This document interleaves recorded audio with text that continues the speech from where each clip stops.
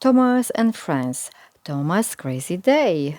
Percy had popped a piston. He had to wait at the steamworks to be fixed. I can't be really useful here, he said sadly to Thomas, and I can't have fun. Thomas promised Percy he would pop back to play with him soon. But first, Thomas had to steam to Nafford Station. The flight controller had an important job for him. I want you to take Bash, Dash, and Ferdinand to the docks, said the flight controller. Show them how to load freight and be really useful.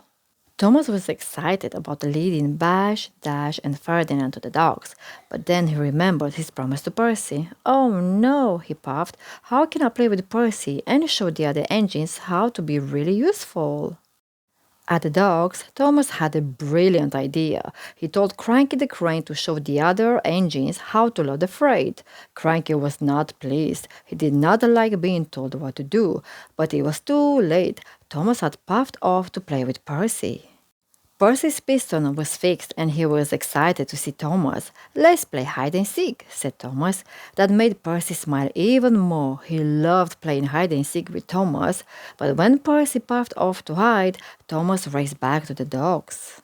When he got there, Cranky was cross. It's not my job to teach the engines, he creaked. Now Thomas was cross too. You know all about loading freight, he said. Please help Bash, Dash, and Ferdinand, and I will be back soon.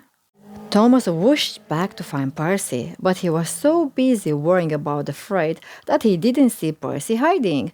Thomas gave up looking for Percy and raced back to the docks. Percy was all alone and sad in his hiding place.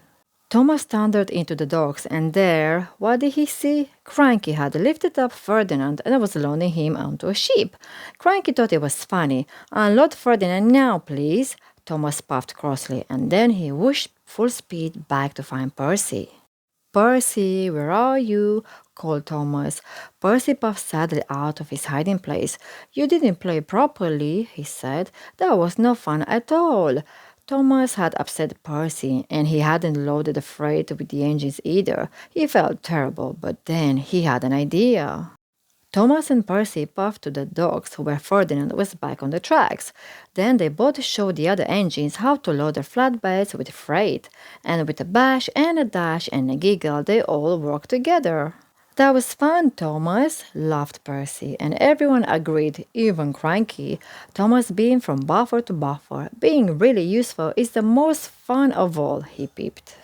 The end. Thank you for watching. I hope you enjoyed this lovely story. Don't forget to like and subscribe. Bye.